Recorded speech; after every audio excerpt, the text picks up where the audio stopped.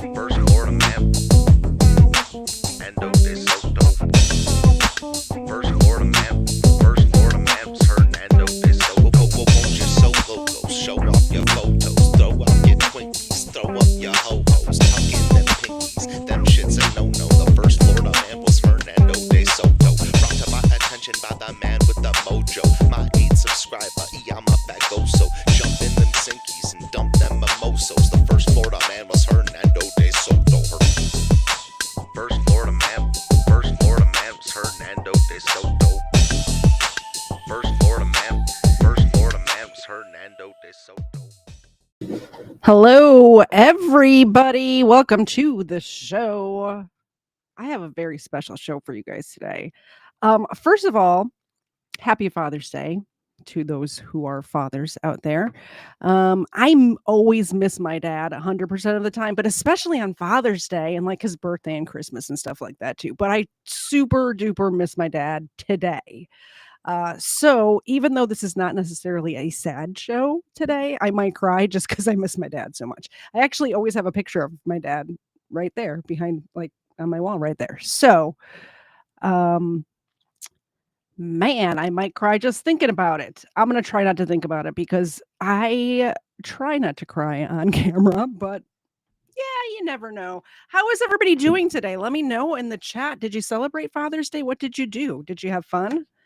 Did you do like a cookout thing or did you go out to eat? Anything like that?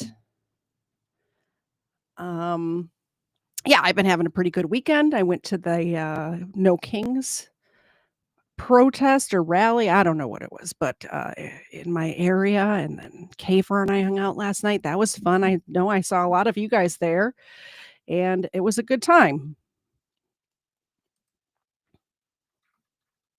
So we'll start.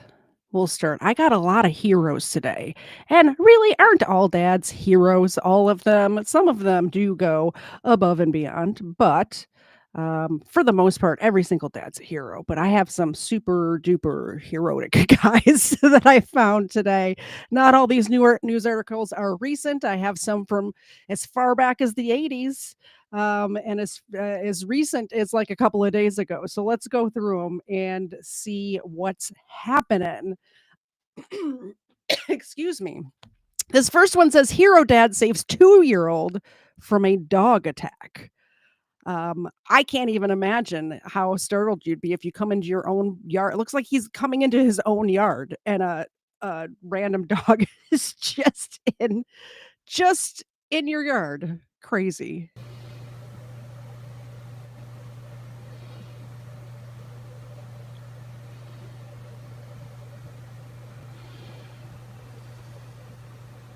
Watch this. This dog comes out of nowhere.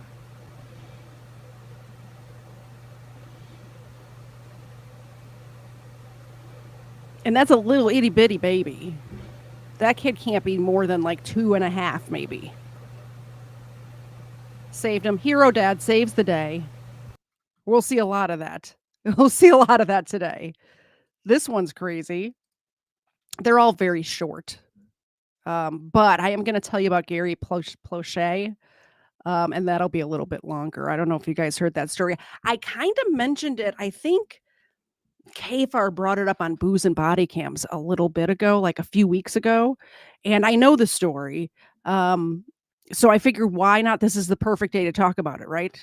So I'll go a little more in depth on that. I think it was just, out of the blue, he brought it up. So it was just out of my brain then when I talked about it. So it wasn't the whole story. So we'll go a little bit more in depth on that one.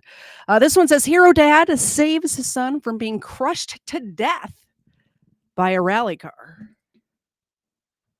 In slow motion. In slow motion. Yeah, look at this. In the nick of time. In the nick of time. And that kid was like fighting his dad to go the other direction. Like, you got to just listen to dad in times like this. Definitely. Oh, I forgot to tell you guys, the dogs are here. If you guys support the show in any way while we're live, we'll give the dogs dog treats on air, obviously. As always, right? As always, there they are. They've switched spots. Ava is in Xena's spot, and Xena is in Ava's spot. So I think Xena realized that the camera focuses better this angle. And so I'm usually pointing it at Ava, and she's trying to be the center of attention because she is my dog, and I am always the center of attention, you know. So she's taken after her mama. Yeah, my mom's in the chat was saying that my dad used to take us to Six Flags on Father's Day. He was a great dad. He was the best dad, and I miss him very much. Absolutely, my brother. Dad knocks out kidnapper and saves daughter at park. Have y'all ever been to a situation where you have to knock somebody out to save your kid? This guy did, and he did not fail. And that's when I decided to take action and knock him out. A father being called a hero tonight for knocking out a man who tried to kidnap his 3-year-old daughter. The scary moments played out at the regional park near the family's home in Auburn. CBS 13's Jennifer McGraw spoke to that father and joins us now in the studio to explain what happened. Scary stuff, Jen. Yeah, this really was a brazen attack, but it didn't just start there. Investigators say the suspect was harassing kids in the park, telling one teenager he could handcuff him and drag him into a pond. But instead, deputies say the man then turned his attention to a 3-year-old. Freddie Cantrell lives just across the street from Regional Park, where his 2 young girls were playing with their mother and stepdad Sunday night. It's a place they used to love that's now part of their biggest nightmare. And then I got a phone call from the mother saying, hey, I need you to get down here quick. Somebody tried to kidnap Aubrey. It all happened in front of their 6-year-old daughter. The guy walked up and started dragging Aubrey and running with her, skipping with her. The mom and stepdad took off running, with Cantrell now charging straight towards the suspect. He tried to swing at me with the handcuffs wrapped around his fingers and tried to use them as brass knuckles, and that's when I just took action and I just took him out. Placer County deputies quickly arrived after the citizen's arrest and took 26-year-old Yunel Hernandez Velasco into custody for Imagine that coming at your 3-year-old daughter. I don't even know. I can't even imagine a situation like that. Kidnapping and assault with a deadly weapon. See the bad stuff on the news and hope it doesn't happen to your kids. So you just got to keep an eye out, I guess. Which sadly means parents in the neighborhood can't let kids just be kids and play unsupervised. It's better than me having to get kidnapped. Yeah. Because I came here alone. Many are just grateful that man is off their street. I mean, if I seen that, I would go after the person too, you know, because he's somebody's kid, you know. And that's exactly what Cantrell did. They're like, oh, you're a hero for saving that little girl. It's like, well, that little girl is my daughter, you know, I'm just doing the fatherly thing, you know. And the girl's mother posted this story to her Facebook page, and now there have been nearly 1,000 shares and hundreds of comments from people all over the country praising this father. An incredible story. All right. Glad everybody's okay, Jen. Thanks.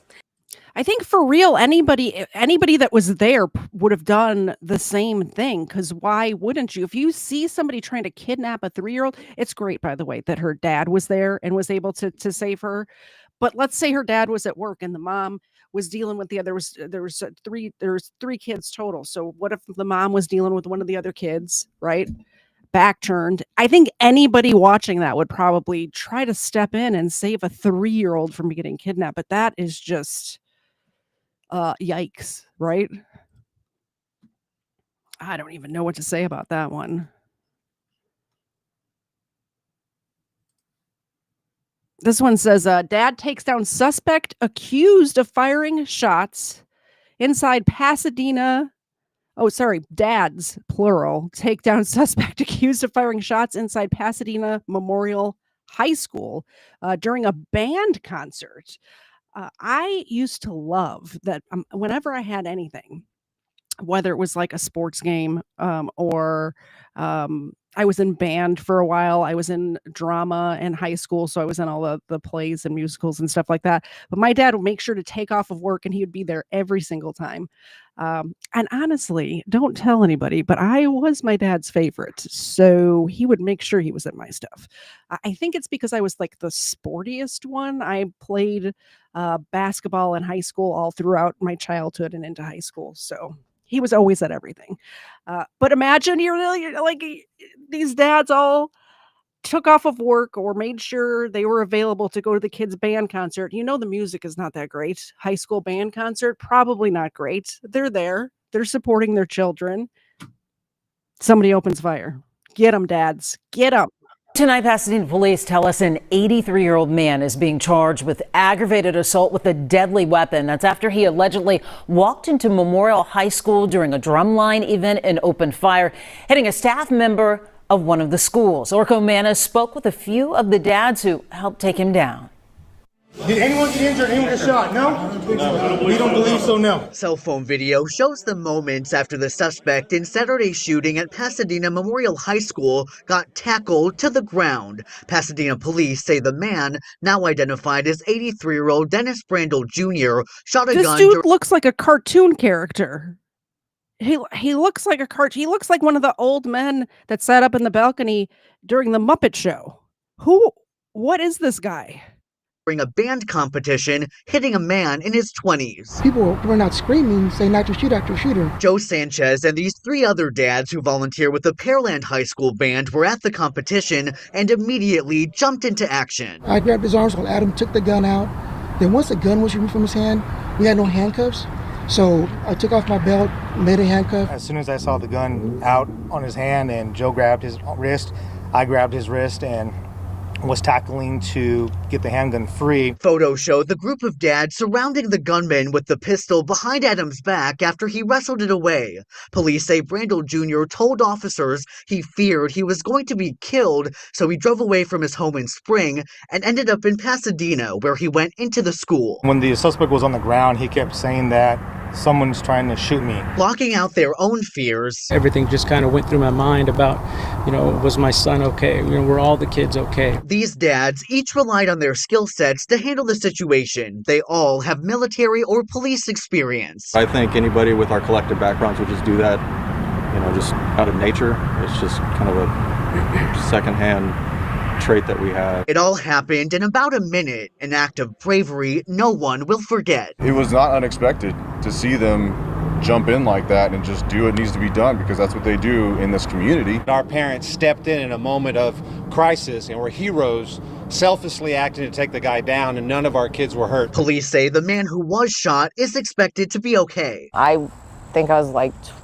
20, 30 feet from the guy. Ashley Yen with Kempner High School's percussion group was also at the competition. She says after running for her life, she helped the man who got hit. I jumped down next to him and then someone said he was shot. So I started holding pressure where the t-shirt was, and I was holding his hand and I was talking to him, making sure he was okay. Witnesses say this could have been much worse if not for the heroic actions of a few dads. We kind of knew what we were doing and we did it. Orko Manna, KHOU 11 News. Wow. Wow. Ava Plotz. Thank you. Ava's back to being the center of attention. She took over her spot from Xena. Xena, you okay? Look at how sad Xena looks. She's like, that was my spot, Mom. What happened? What do I have next? I'm trying to keep up with the chat, but I'm also trying not to cry on air. So I'm not ignoring you guys. I'm seeing everything. I'm just not addressing it, just so you know. Just wanted to let you know. Oh, no, I hit the wrong button. I unshared my screen. Now I have to press the buttons in the correct order. Did it. Done. Did it. All right. Awesome. Man saves his twin girls from a house fire. Family loses everything. But before we do that, we will get Xena and Ava, who is going to plot a milk bone. Thank you very much, Quest Fanning. You're the best. I appreciate it. Oh, wrong buttons. Man, I'm having a night. It's funny how the nights that I'm drinking on air with KFAR, I'm able to press the buttons better than right now when I've had nothing to drink since last night. Did I have it? Yeah, I had a couple of drinks on air last night. Yeah, pressing the buttons perfectly then, by the way. Now, Can't do it. Maybe I need to go get a beer from the fridge. We are almost out of milk bones. I'm just going to pull them all out of here. Let's see what we got. 1, 2, 3, 4, 5, 6, 7, 8. We have enough for 4 more donations, and I'll have to go in the other room and get more. Thank you very much, Quest Fanning, for the $2 super chat.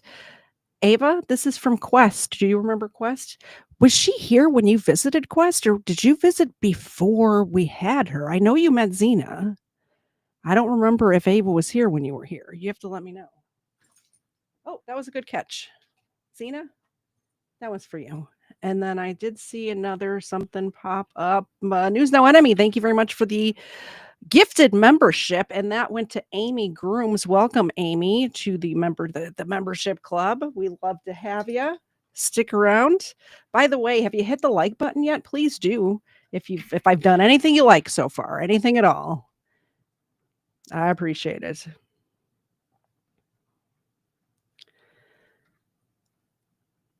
Pressing buttons. Very good. Man saves his twin girls from house fire. Family loses everything. Well, I think with these kind of stories, it's always best to start at the beginning. The crazy part about it is Ray Lucas and his girlfriend had just gone to the gas station right down the street. They were only gone about 15 minutes early Saturday morning. And when they get back, the house is on fire. You can see some evidence of that here, the smoke damage. And of course, now the fire marshal's investigating. Oh, why did it do that? The house was engulfed in smoke. I seen at the house, I seen my mom and my niece were standing at the door and they were frantic. They were frantic not just because the house was on fire, but Ray Lucas says he knew his twin 18-month-old girls, Milan and Malaysia, were still inside, asleep in the basement. Every second, a matter of life and death. Like, I just knew I had to get my babies out. Like, that's what went through my mind. Ray tells us he rushed into their East Point home where he, his girlfriend Cheyenne, his niece, and mom were all staying before it was burned so badly they can no longer live here. You really couldn't see your hand in front of your face. It was like I really only found my babies just due to like my memory, just knowing where they were and knowing how to get to them just from having that same route. Both sweet little girls thankfully made it out, but spent time in the ICU. Malaysia left with severe burns. She's out of the hospital and can be with her mom Cheyenne, father Ray, and twin sister Milan, who suffered some smoke inhalation and second-degree burns. Ray's injuries, as you can see, very bad.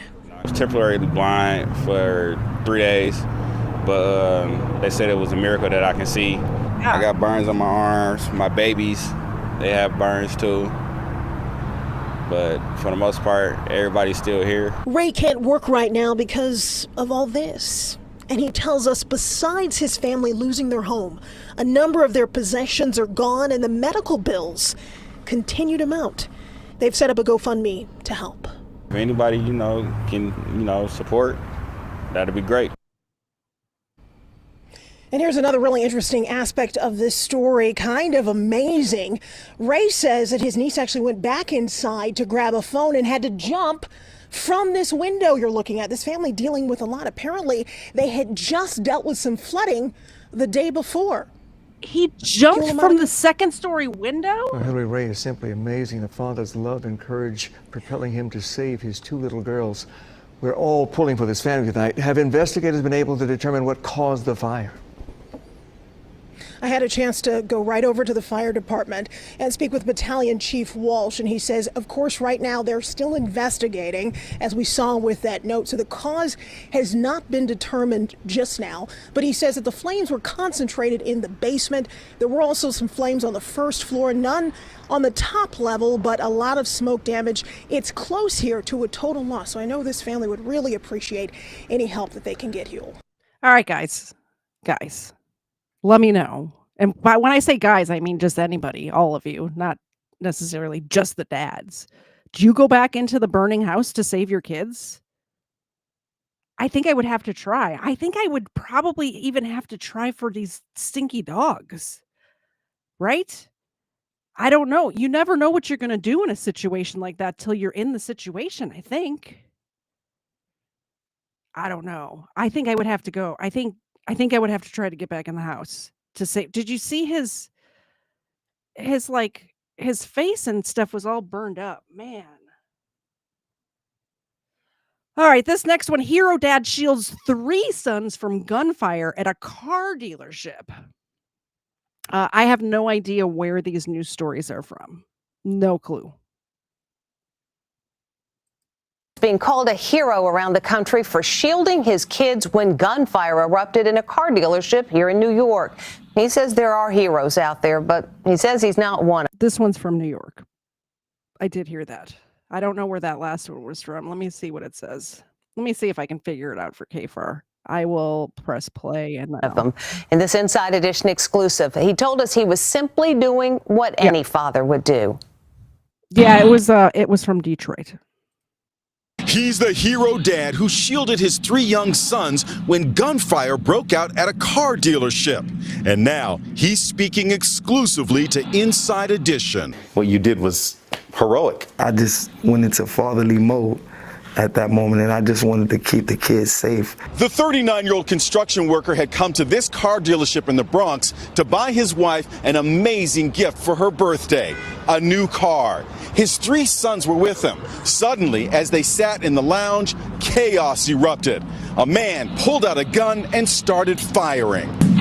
Anthony Jefferson was an innocent bystander when he found himself in the midst of reported gang warfare. All his fatherly instincts kicked in, and he protectively covered his sons with his body. At one point, I actually see a bullet go through the top of that couch that you were sitting on. One bullet struck right where his 6-year-old son was sitting. It just missed his head. If I wouldn't have grabbed him, it would probably hit his head.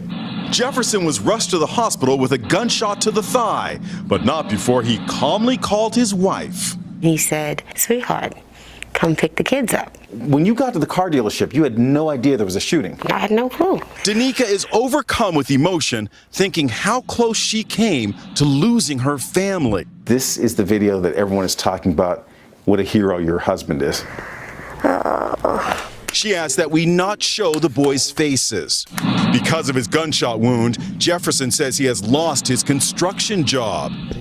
But his family is thankful, knowing it could have been a lot worse. Dad, you're a hero. He's my husband. He's my hero every day. The world just actually was able to now see that. We think he's a hero, too. Anthony still has a bullet in his leg. He'll need surgery to remove it. A GoFundMe page has been set up to help, and it has already raised more than $250,000. How fired from his job for getting shot while he is sitting at a car dealership? How do you get fired from your job for that? That part was crazy to me. Just pure insanity. Holy cow. Here's one that I have no idea what it is, but it says father saves captive family. Let's find out together. It's Health Watch pretty old too, but somebody sent this to me because they knew I was doing this show today. So let's see what it is. Maryland man is being called a hero after his quick thinking saved his family in a bizarre bank robbery attempt. 2 men took James Spool, his wife, who was a bank manager, and their 2 sons hostage on Friday night. James Spool is with us this morning. James, good morning to you. Good morning, Chris. Can you do me a favor and just for the folks at home, just give me a brief overview of what happened on Friday night? Okay.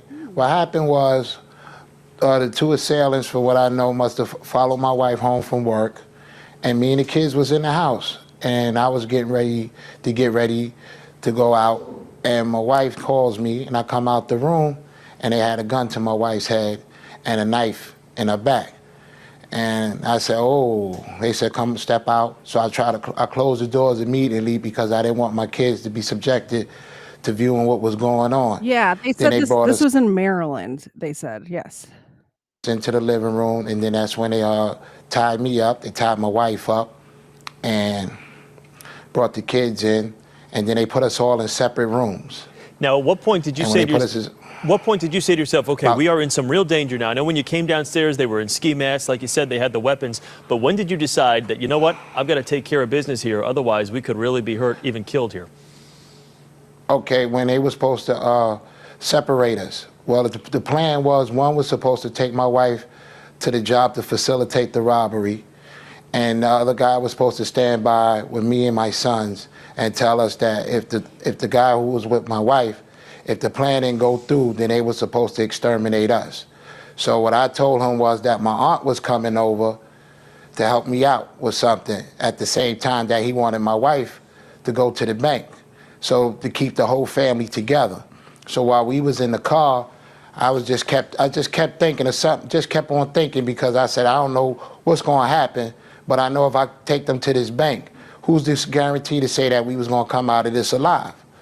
So as we was driving down the highway, I was speeding, and we saw a state trooper coming in. He was just starting his shift. So what I did was I was in the left lane. I moved over into the right lane, which on the passenger side was the robber and my wife, you know, because the passenger side. So he took his mask off. When he took his mask off, I swerved a little bit to be pulled over. And when the cop told me, see me license and registration, I handed him my bank card. So it was at that time when the police officer came to your car, you then jump onto the bank robber at this point, taking your life into your own hands to save your family. There had to have been something. Did you realize you had this hero gene to take your life into your own hands like that? Or was it just, you know what, I'm not going to let anything happen to my family. If I have to go down this way, this is the way it's going to be? Well, I feel like it wasn't so much hero genes. And like I said, I know about 10 good fathers like I name right now, but I'm just saying I know 10 good men that I surround myself with that are fathers, and I think any father or any parent would have did the same thing, given the opportunity to save their family. Because you feel like this: who's to say among thieves that they was going to honor their contract? Yeah. You know. Yep. So I figured I needed one chance. Well, it was a brave move. Let me just ask you this, though. The police have 2 men in custody. There is a third suspect that's still out there. Do you fear for your life, your family's life, that they may seek retribution?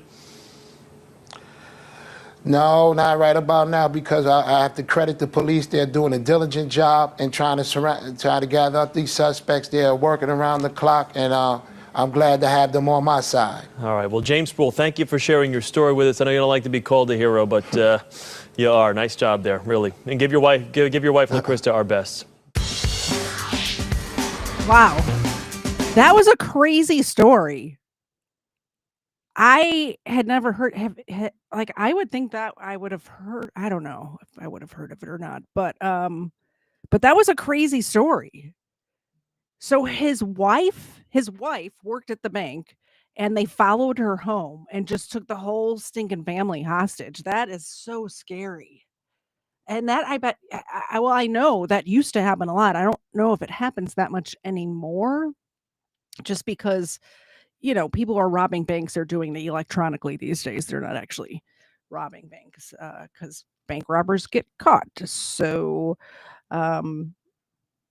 when they first started talking, I thought they were talking about that one family, a similar situation where the robbers took the family hostage in their house and then took the wife back to the bank. But it was a different family because these people are all alive. And the one that I am thinking about, I can't think of their names or anything off the top of my head, but they did not survive that. So I imagine it must have used to happen a lot, right? Thank you, and happy Father's Day to everybody just joining. I see some new faces in the chat. Thanks for being here. This one says, hero dad saves family from a flood in Pennsylvania. That's got to be scary. Driver and his family are trapped in raging floodwaters. But this backhoe driver and some other good Samaritans ride to the rescue in the heavy-duty vehicle. Hold on to that kid. Hold on to the kid. We'll get you out. Don't worry. Dad is up to his waist in water, holding his child. It's 3 people? Four. No, 4? Okay. 4. First, they lift one youngster to safety. You got him? Yeah. Then Dad hoists another child onto the roof. And all of you need to do that. Yeah. The youngster clutches his sister protectively as she joins him up there, wiping away tears. But their brother can't make it onto the roof. Oh, no. He clings desperately to the side of the car as the current tries to rip him away. Grab me by the wrist. He reaches out for a helping hand. Then he's safe. Now for Dad and the other kids. First, the little boy. Good job. Then the little girl. 2 of us at one time. All right, here we go. Yay, very good. get down there, sweetheart. Dad clambers aboard the construction vehicle, and they drive through the swirling waters to waiting first responders. Check this out. They all rode to safety in the backhoe's bucket. It was petrifying. Daniel D. Gregorio is one of the courageous rescuers at the drama. It does look petrifying, but I bet those kids had a good time riding in that construction equipment bucket. That looks like fun, right? They'll remember that for a while. In Pennsylvania. The car was actually floating up against the fence. It wasn't touching the ground. We were literally handing the kids down the line and then putting them behind us in the bucket so they were safe. A happy ending to a near tragedy. We'll get you out. Don't worry.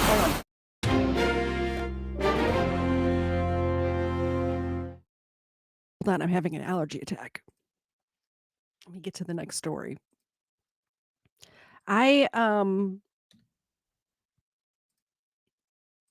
It'd probably be more fun to ride in the construction equipment bucket when you're not almost drowning.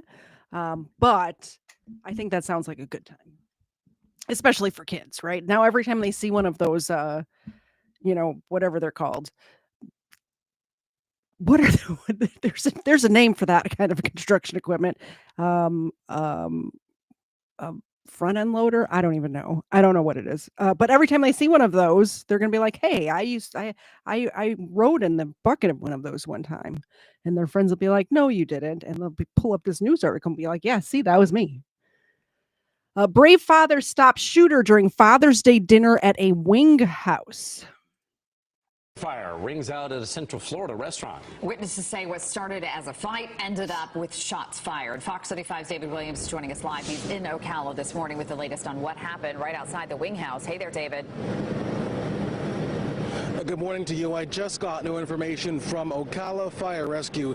They just confirmed one person was shot right here at Ken's Wing House in Ocala. That person was taken to the hospital. Now, that person's condition is unknown at this hour, but we talked to a witness, Matthew Boyd, who says he was here with his daughter last night eating dinner when they saw...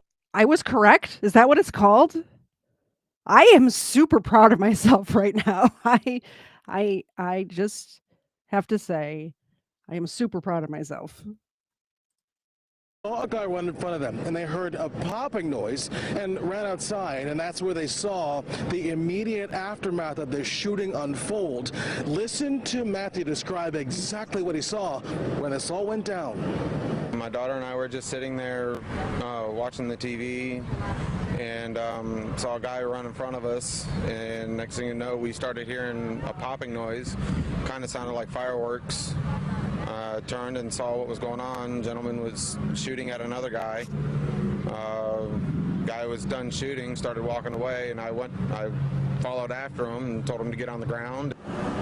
I love that this hero dad has a world's best dad shirt on for the heroic action. Perfect. Now, Matthew told us he held that suspect down on the ground until police could get there. And Matthew told us he is a corrections officer here in Marion County. I am continuing to reach out to Ocala police to get more information confirmed, as well as to see how that person who was shot is doing, and also if anyone is in custody. We are live in Ocala this morning. David Williams, Fox 35 News. Hero dads everywhere today. I see a bunch of them in my chat right now. A whole heap of hero dads in my chat. Okay, so do you guys remember the Las Vegas shooting? Of course you do. It wasn't that long ago. Like, a lot of people died. This happened that day. And by the way, why don't we know more information about what happened that day? Usually after a shooting like that happens, we know, like, after years after we investigate and we find out what happened, we have no more information than we did like a month after it happened. That's neither here nor there. This dad and this taxi driver, who's also a dad, this dad is in Vegas. His daughter and his daughter's husband are at the concert. Or maybe as a boyfriend, I don't know. But shit hits the fan. And she calls dad and says, Dad, I need you. Watch this. These two heroes saved a bunch of people that night. Including his daughter, by the way, including his daughter. rescue. I've got to get my daughter. His daughter is at the music festival. The mass shooting has just erupted, and he needs this taxi driver to get there ASAP. Hurry up, there's a shooting going on there. Please, shooting? Yes. Please get me there as fast as you can. My daughter's calling me. Without a moment's hesitation, the cabbie takes off. Come on, you got to do whatever you got to do. On the way, they hear news of the shooting coming over the taxi radio. Dad gets through to his daughter, Ashley, and she is desperate. Ashley, listen to me. Stay calm. Okay, stay calm. As the cabbie continues driving into potential And harm. by the way, this guy here, this cab driver, did not have to take this fare. He did not have to drive into an active shooting. But you'll see his expressions. If you watch him while the dad is talking to the daughter, he is right there. These two dads joined forces to save people this day. It's amazing. It's bringing tears to my eyes a little bit. I told you guys I might cry. I miss my dad a lot. But this story in particular, and the last one that we're going to cover, which is Gary Pluchet, really gets me right here. Potential harm's way, Dad tries to express his gratitude. Listen, I'm going to give you more money, pal. No, man. I'm going to fire you. I can't do that for free.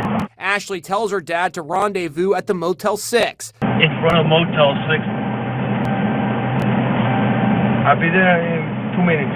Then they arrive. We just pulled in the Motel 6. You see it? Yeah, hurry up, get in. That's us. Hurry up.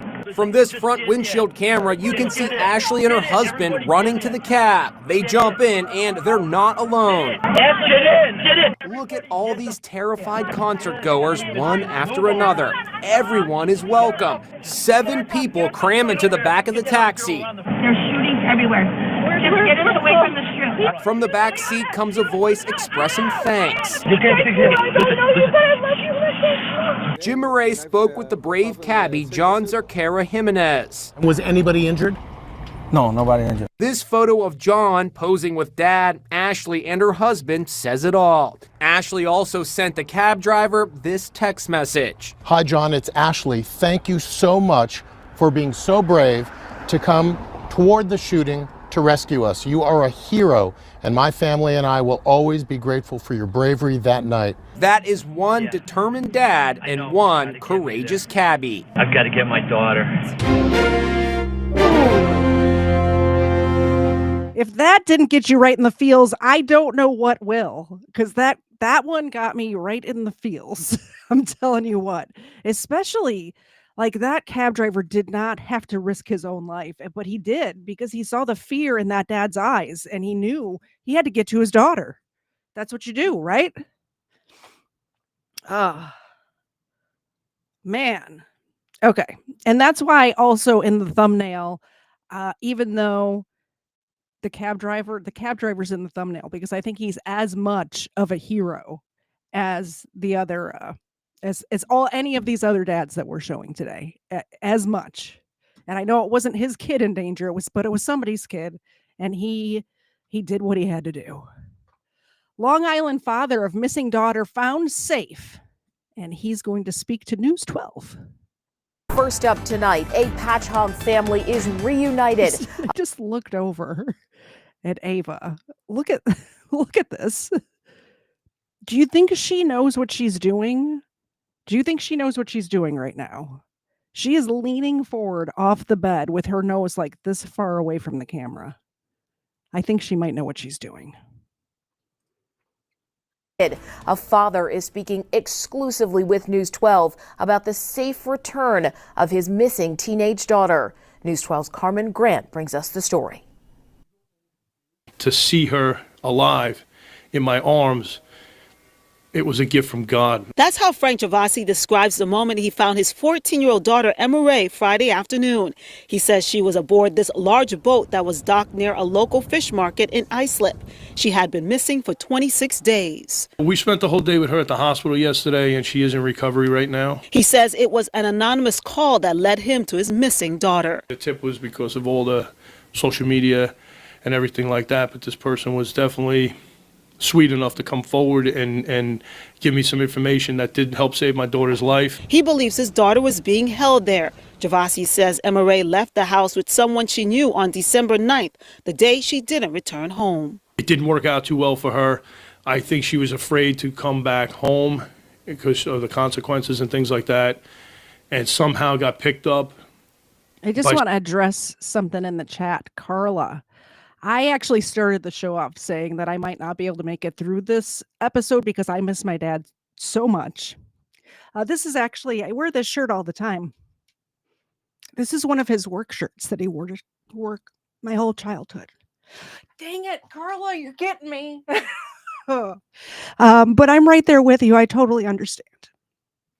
The last time I saw my dad was on my birthday.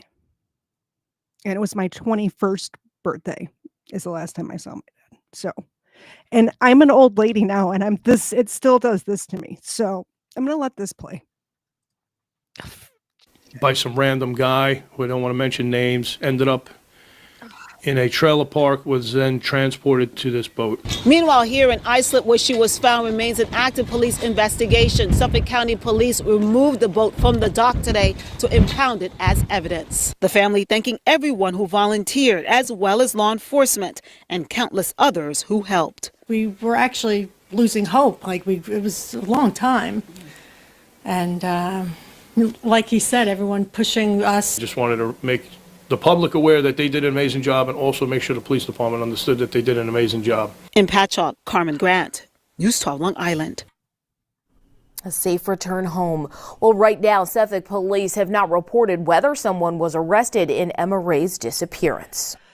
Oh, man, you guys got me. So, do you know who Gary Pluchet is? I'm going to tell you the story, and then we're going to watch a little video.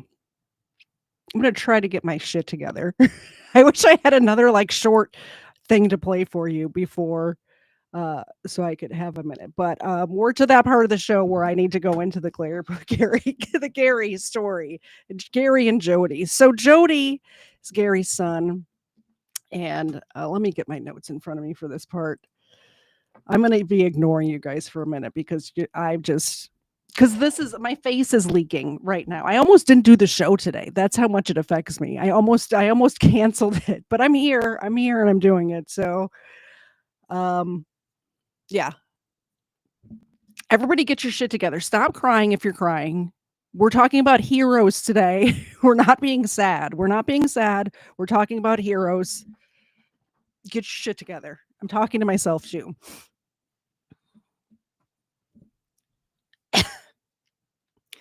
So,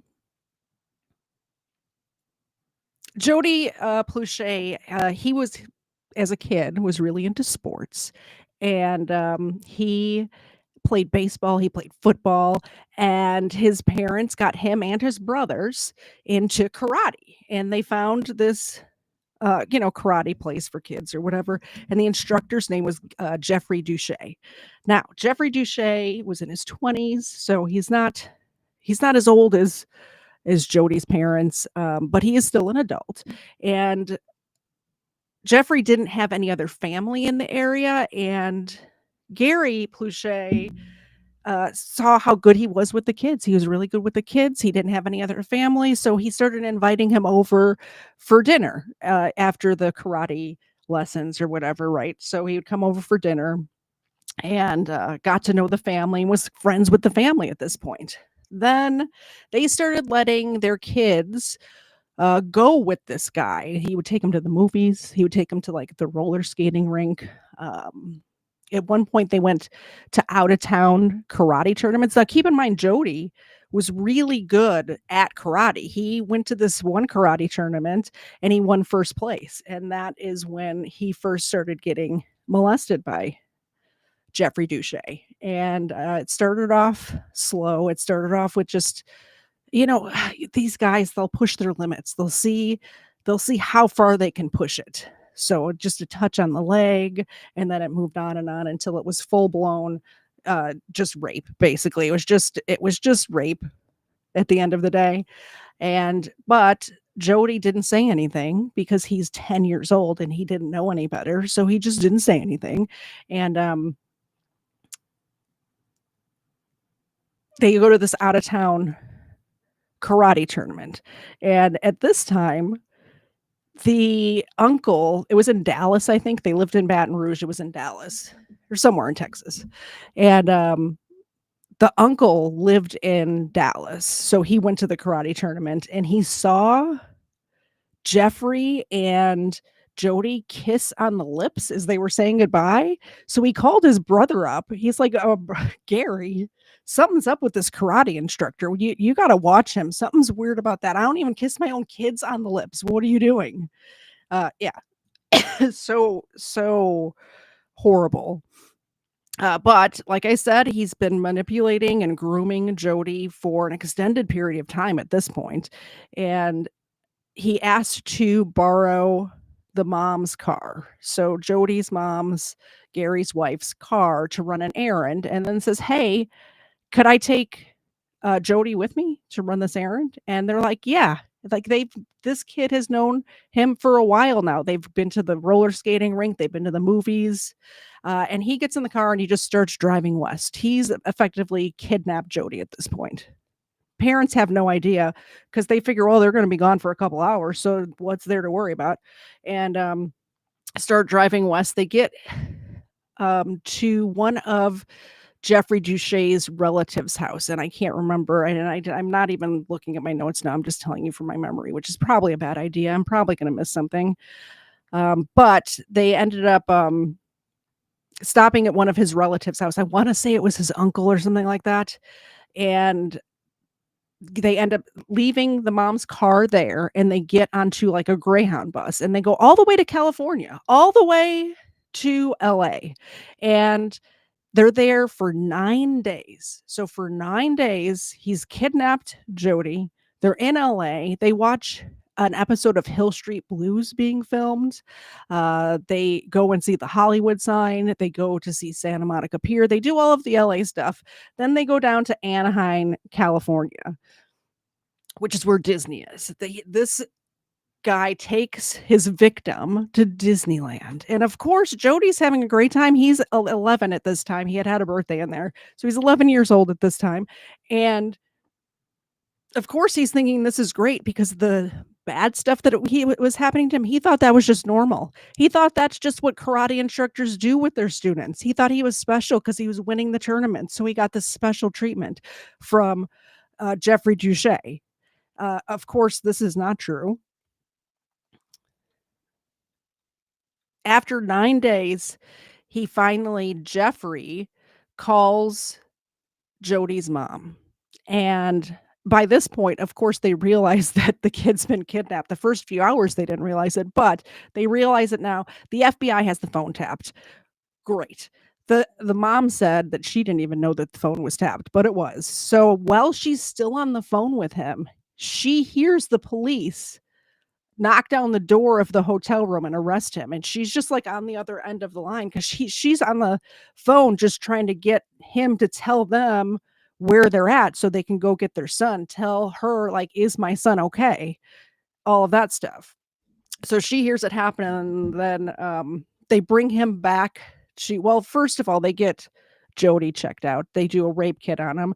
Of course, it comes back, positive. He was raped by this karate instructor, this predator.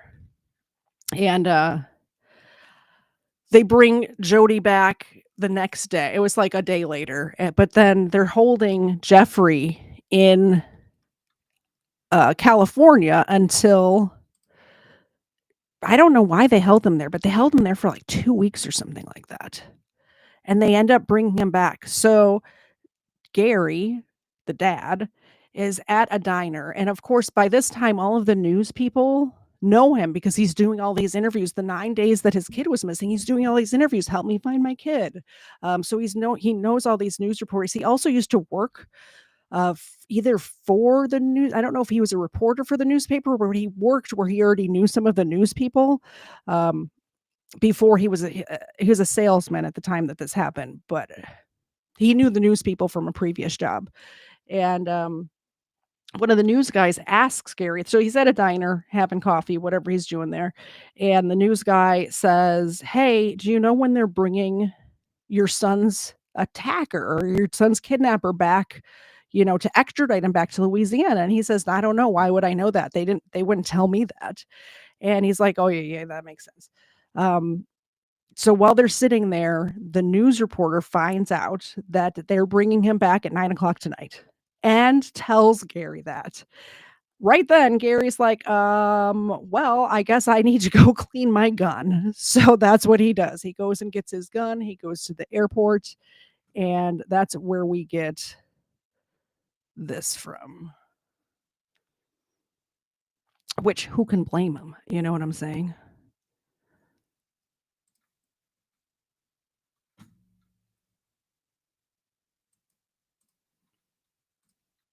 Instructor had abducted 11-year-old Jody Plauché several weeks earlier and taken him to California.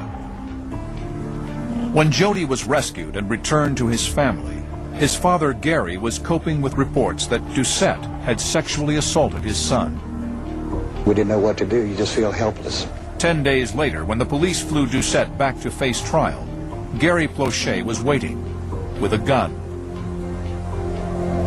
As the suspect came through the airport, I readied my camera, raised it up to get a close-up shot of him. As I got a close-up shot and as he got parallel to me, Gary Plauché shoots and kills him. Gary, why? Gary, why? And to this day, it stands out in my mind, the shooter, Gary Plauché, says, if it had been your child, you would have done the same thing too. Today, Abram McGull is an assistant U.S. attorney and views that tape through the eyes of a federal prosecutor. I would have to say the videotape was the most ideal witness in this case. You can actually see him take the gun out of his boot, pull it up to the shoulder lever of Jeff Doucette, and pull the trigger and shoot him. Yet Plauché, after pleading no contest to manslaughter, got off with only 5 years probation. All right. So I actually have another longer video pulled up that we'll watch just because I got through all of those other ones pretty fast. It hasn't even been an hour yet. So let's do that too. Might as well, right? You guys want to stick around a little bit longer? Really, that's all I had for today. I flew through the notes on Gary Plauché really fast because I was trying to get my shit together. And that's not what I was planning on doing. But that is what I did. So let's do this too. Might as well. That is not the right tab. It's this one.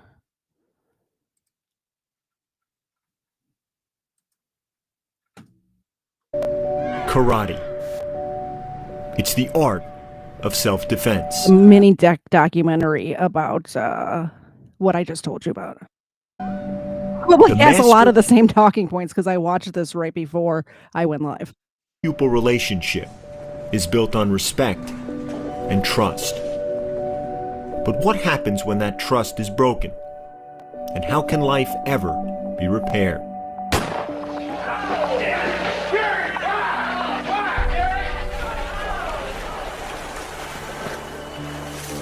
Growing up in Baton Rouge, Louisiana, Jody Plauché was happiest when he was playing sports.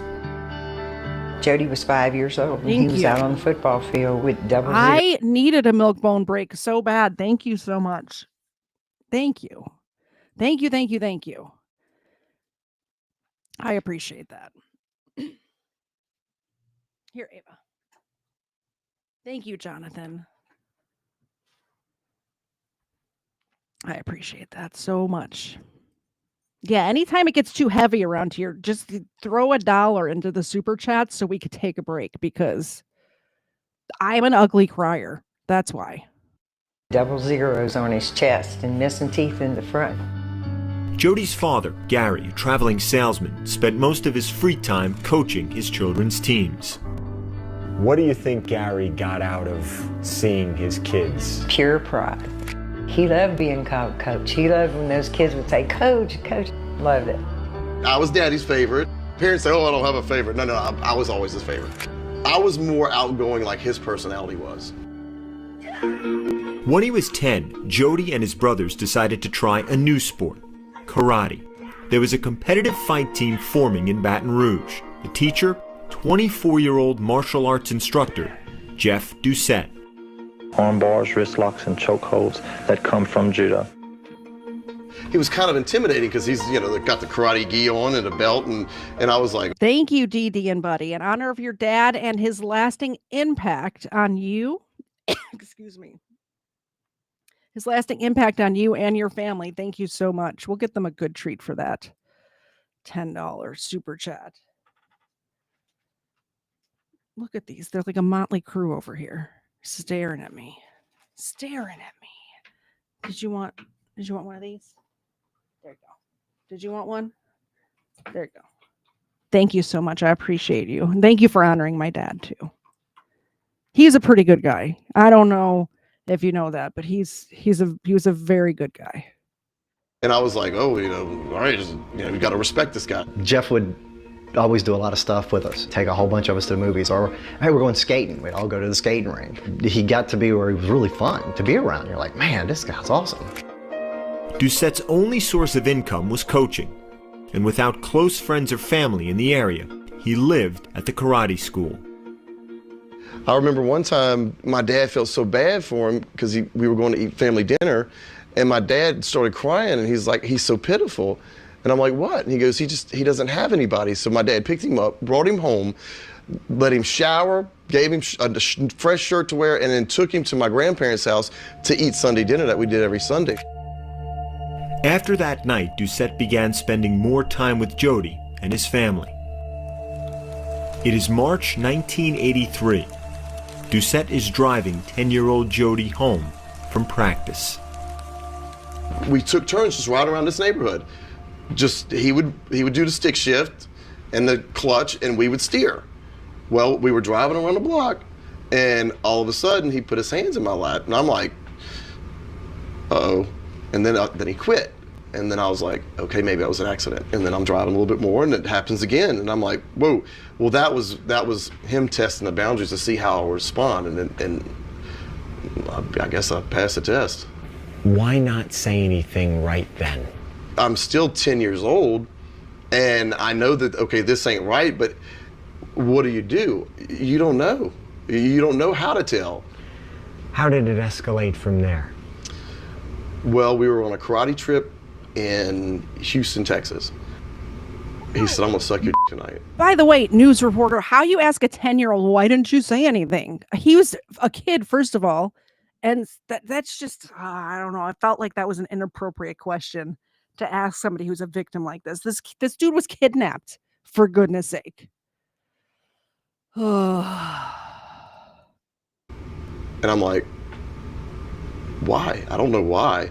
And then once it was old John Wayne movie was on the TV, he turned that TV off, all the kids were sleeping, and he just went underneath the covers. And he did that for about a month. And then after that's when he's like, all right, now I'm gonna you. He would perform oral sex on me, and then he'd have sex with me. And he did that almost every day, sometimes 2 times a day. Jody tells no one. That summer, there's a national karate tournament in Dallas, and Jody wins first place for his skill group. Instead of staying with the team at a hotel, Jody's parents, June and Gary, make arrangements for him to spend the weekend with his uncle, who lives in the area. Jeff Doucette drops Jody off. Exactly. They didn't want Jody to stay over the weekend at my house. Jeff got out of the car. Didn't speak to anybody. He was upset that Jody was staying. And he kissed him in the mouth. I told Gary, something's not right with this relationship. Gary stood by Jeff. And I told Gary, you're wrong. Something's not right. I don't even kiss my kids in the mouth. For the next 6 months, at the karate school, and at hotels on road trips. Jody is raped almost daily. I wanted him out of my life. I wanted him to stop. I didn't hate him. Why not? Because he was a fun guy, for the most part. It was just, you know, the sexual stuff, it was over and done with quick, but we're going to the movies, we're still going on karate trips. I just didn't want to be I didn't want to be someone's sex toy. February 19th, 1984. At 9 a.m., Jeff Doucette picks up Jody from his house to run an errand. Several hours pass, and there's no sign of Jody. I have a feeling, or and Doucette. I don't know this for sure. Jody has written a book, which I plan on getting and reading before next Father's Day, and I'll cover it in, like, I'll just do this whole thing Father's Day next time, right? But I would imagine Jeff is probably teasing him with the chance to go to Disney as well. Like, say, yeah, you can't tell anybody or we won't be able to go to Disney, right? And he finally has taken him up on, like, he's finally taking him to Disney. Doucette. What are you thinking? Where the hell is he? Where did he take my child? Where's Jody? You know, now it's panic time. Jody's mother contacts the authorities. Doucette, with Jody in the car, is driving west across the country. Their ultimate destination? California. He didn't have a plan, so he really didn't tell me much like, oh, you know, we'll be out there. He just said that, you know, you're my son. I'm gonna tell people you're my son. So it's the first time I saw the Hollywood sign too. As a kid, I was excited. I was like, wow, look, I got chills looking at the Hollywood sign. Then we took a bus that day, same day, to Anaheim, and then the next day we went to Disneyland. February 28th, 1984. 9 days after leaving with Jody, Doucette calls Jody's mother from the Samoa Hotel in Anaheim. Unaware the FBI is tracing the call, he is still on the phone with her when they locate him. And I hear this banging on the door, and the guy was yelling, "Break, break, police." And I heard the phone hit the table, and I could still hear them, "Get up against the wall, get up." And then boom, it goes dead. 30 minutes. Also, the police in this situation, or FBI, it was not police, but same thing. Why didn't they not? They knew that she was on the phone with him. Why, instead of hanging up the phone, why would they not pick up the phone and say, "Hey, we got him. Your son is safe," and just let her know? This is pre-cell phone. This is pre-instant information. This is in the 80s. You know, just instead of hanging up the phone, just let her know. She's probably, I can't even imagine what she was going through from that time period that she heard all that happen. And then they finally called her to let her know. I can't even imagine the turmoil she was going through. An hour later, this man calls back, and I said, we got him. I said, "I don't care about him. Where's my son? Where's Jody?" And he goes, "Oh, we've got him. He was right there in the room." It was like, oh, thank God. Jeff Doucette is arrested on suspicion of aggravated kidnapping. Jody is brought to the hospital. There, doctors examine him and administer a rape kit to be sent to a lab for analysis. The next day, he's flown back home to Louisiana, where his family is waiting at the airport. As a parent in your position, did you learn anything from this? No. Just how much I love. Cellulite yoga pants. The whole reason they knew where they were is because they traced the phone call. That's how they knew. That's how they knew where he was. Is that he called the mom.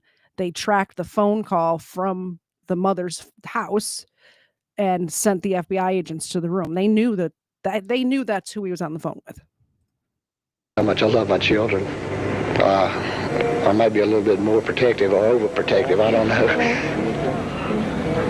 Look at me, baby. March 1st, an emotional family reunion at New Orleans International Airport. Gary, June, meet Jody after his unexpected California visit. Hey, baby. Where's that gorgeous blonde hair? Are you okay? Honey, are you okay? How do y'all feel now? Fantastic. Fantastic. He looks good. I love that backhand. No, he doesn't at all. What do you think about this whole thing? I don't know. There was just nothing like it. He was there. He was okay. He was home. I finally knew for the first time in 10 days where my son was. Once home, Jody denies he's been assaulted to both his parents and the police. 12 days after his return, the results of the rape kit come back positive for traces of semen. I didn't know, but you feel so guilty. I mean, that's your baby. Then came the act. No tears, calm. I was comforted in her calmness. So it allowed me to open up and feel comfortable to talk about it more. And I felt like the weight of the world had been lifted off my shoulders. I felt like, okay, I can be me again. March 16th, 1984, 2 weeks after Jody came home, Doucette is flown back to Louisiana to face charges there.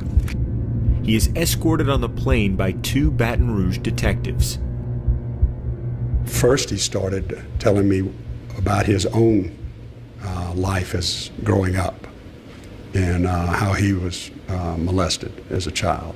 He had confessed to molesting a number of children many times. He couldn't even remember how many times. We were going to build a case against him and was going to send him to the penitentiary for the rest of his life. At 9 p.m., they landed.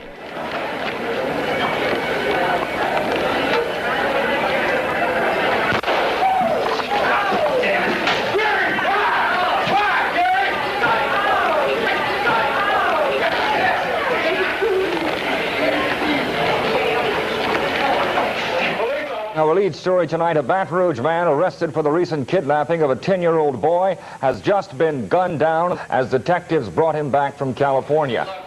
Thank you, sir. Jody's father, Gary, had shot Jeff Doucette from point-blank range and was immediately taken into custody. Doucette, who was 25, died from a single bullet wound to the head. Yeah, he did. Did you ask Gary why? I didn't have to. That was probably when I said to him, the least you could have done was let me drive you. I was like, oh, why would he do that? And everyone was going, Jody, you gotta understand, your dad did this for you. I'm like, he didn't ask my permission. That's not what I wanted, so why would he do it? I still didn't hate Jeff, and I didn't want Jeff dead, by the hands of my father. And that was overwhelming. Cloutier should make his first court appearance tomorrow. The possible charges, of course, are second-degree murder. Because as an 11-year-old, you don't understand. You don't understand what's happening. That was like he was saying, that was my friend. He took me to all the fun places that my parents wouldn't take me. An 11-year-old brain can't get that. Second-degree murder, manslaughter, and then there's always that other designation, which is justifiable homicide. Phone calls are pouring in from all over the country, offering both money and moral support. Porsche's actions stirred powerful emotions in people who could picture themselves in his place. Yeah. Gary Plauché pled no contest to manslaughter. For killing Jeffrey Doucette, the judge gave Jody's father a sentence of 7 years, suspended, 5 years probation, and 300 hours of community service. He spent no time in prison. They were not going to convict Gary of shooting the guy who molested his son. That wasn't going to happen, not in Baton Rouge. How do you explain the sentence? How do I explain the sentence? He had an angel sitting on his shoulder. Yeah. There was so much support. Of course, you had your people who were saying, I don't think any jury would have convicted him. I really don't. Right to kill, it's not right to kill. Come talk to me for a minute. Come sit here with me and I'll give you details. Then tell me how you feel about it. And I'm going to show you pictures of my 10-year-old baby. And you tell me what you would have done if somebody would have done this to your baby.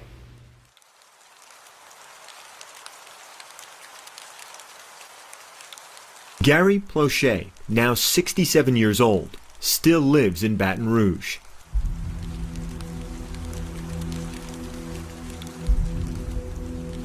In 2011, he suffered a severe stroke that has made walking and talking a challenge. But his memory remains clear. Do you regret killing Jeff Doucette? No. No. Yeah, no, absolutely not.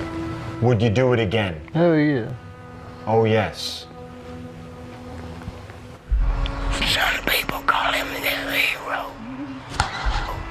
I don't know about that, but most parents understood the situation. If it would have been them.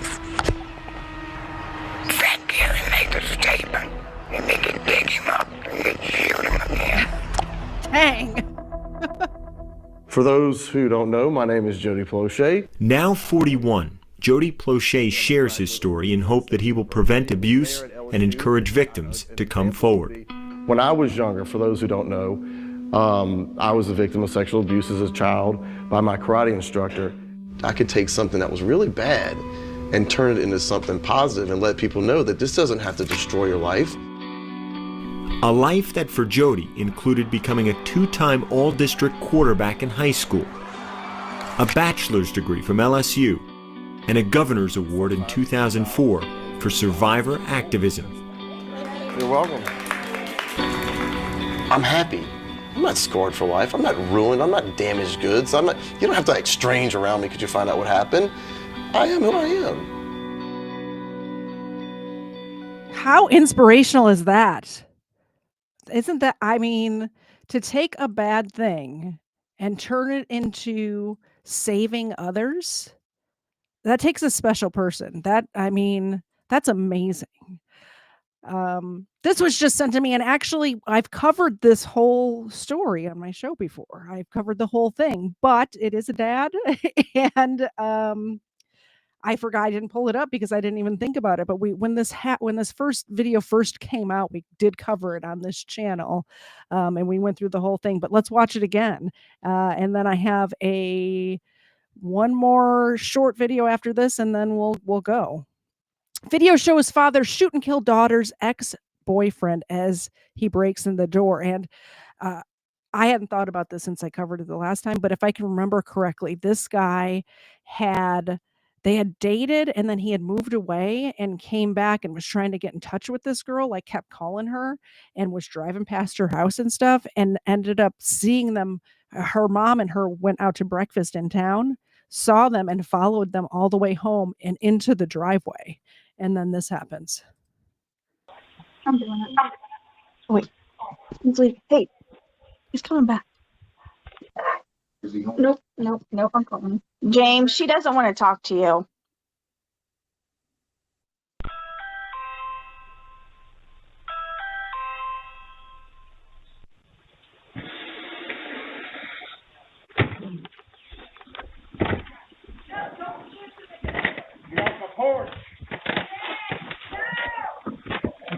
James, no.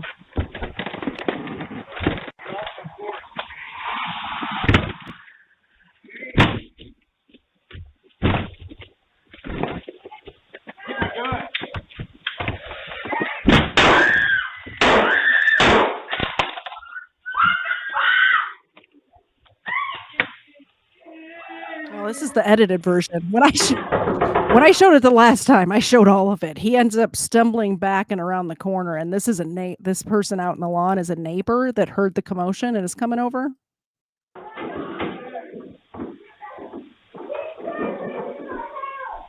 Hey, what?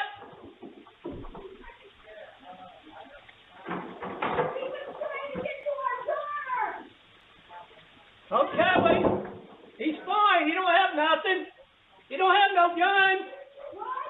He don't have no gun. So what? He was trying to kick in the door. He was trying to kick in the door to get to their teenage daughter. Oh, why'd you shoot him? He doesn't have a gun. It doesn't matter. He was trying to he's trying to kick in the door. Don't do anything. He was trying to break in and get to our daughter. Okay, well, he's not moving. He don't have a gun. He broke our door in, trying to get into our We're trying to get to our daughter. Our daughter's busted in. I'm sorry. Okay, hold on. Did you shoot him? Yes. Okay. Call 911. We're on the phone with him right now. Okay, he's not moving. He ain't going nowhere. I don't know. I heard 5 shots. Like, what the? No, 3 shots. He broke into our door coming in after our daughter. But my husband shot. He come barreling in right behind me and my daughter in the car. Oh, Jesus. Yeah, so we got in here and he wouldn't leave. We kept telling him to leave. Yeah. Oh my God. Oh my God. He's fucking so sorry. I'm so sorry. Obviously, this was a that between you. Was he dating her? They dated a long time ago. It was a long time ago. I think. And he Yeah. left her voicemail and left a message last night. Oh my God. Okay, just calm down. Calm down. He's dead. He got the gun. Huh? He got the gun. He has the gun. The people inside here shot this guy here was trying to break into their house. The guy's dead. He died. Okay, where's the guy with the gun? The guy's dead right here. Where's the guy with the gun? Inside the house. He's the homeowner. The guy tried to break in the house. Okay. And the guy was just basically protecting himself. We're right here. Okay, you guys have your gun down? Yeah, we're right here. This guy just died. Nobody seemed. Everyone's like, all right, he's dead, whatever. So yeah, there's I know there's body cam of that too, because when I covered it the last time, I played the body cam as well, but I don't have it pulled up. Thank you for sending that to me. I believe it was Jonathan. I appreciate that. I have the short-term memory of a flea, so yeah. By the way, the dogs are not overfed. I didn't feed them at all today. That's why they're so lethargic. I'm kidding. I feed my dogs regularly. Zena, you're on the job right now. What are you doing? There we go. We need some laughs. We need some smiles, and then we're going to go. So I have this compilation pulled up. Let's smile and laugh together.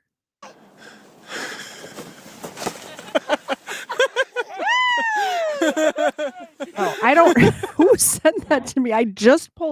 Whoever it was, I just pulled it up. You just sent it to me, and now I feel like an idiot because I don't remember who it was. I have to open up my email and find out. Oh, it was Tacos and Yoshi. My bad. My bad. I'm sorry. Thank you, Tacos and Yoshi.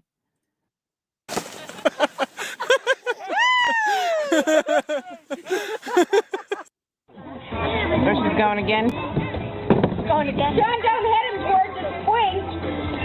Or Stella. Yeah. Good boy. Donnie Corey! Ooh, good catch.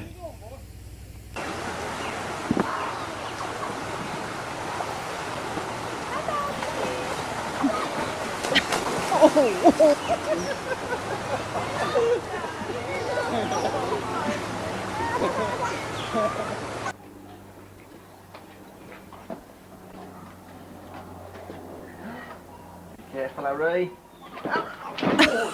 You're all right. Oh. You're all right. What's she coming all this way just to see you for? Us. Lottie!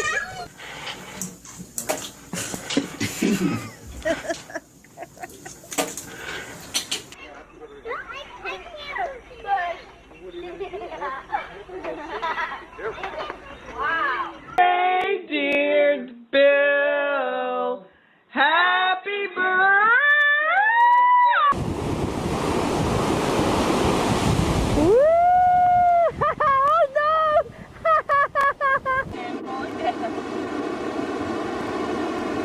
Look at it. Look at it. Watch it. Can I just point out that most of these situations, the dads are the ones that got the kids into the situation that they need saved from? I'm just noticing that. Like pushing them too high on a swing, for instance.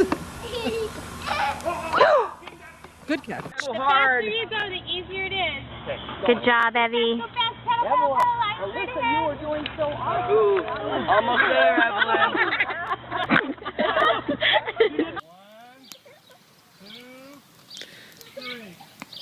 Oh. Oh no.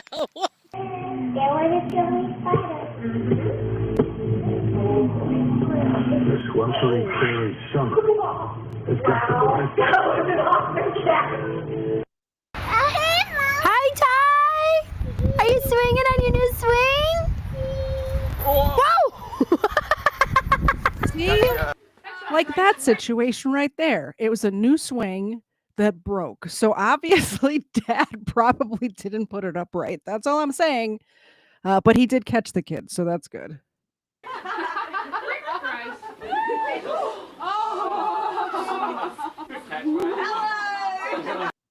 That was fun. That was fun. I like that one. We should just watch more videos like that, but we're not. We're going to go. Thanks for hanging out with me today. Sorry I cried like a little baby on the internet. I really tried not to. I tried so hard not to during this show, but I am but human, and I did. I will be back Wednesday at 8 p.m. Eastern, and then possibly again Thursday. No show Friday for me. I'm not sure what K-Far's up to on Friday, but if you see Yo Mama around the internet, it is her 80th birthday, and I will be celebrating Yo Mama's 80th birthday with her. Actually all weekend, but starting Friday. So that's why I won't be around Friday. I'm very, very much looking forward to it. And I will see you Wednesday at 8. See you guys later. Bye, guys. I'm going to send you guys over to Colin, by the way, so stick around. Thanks. Bye.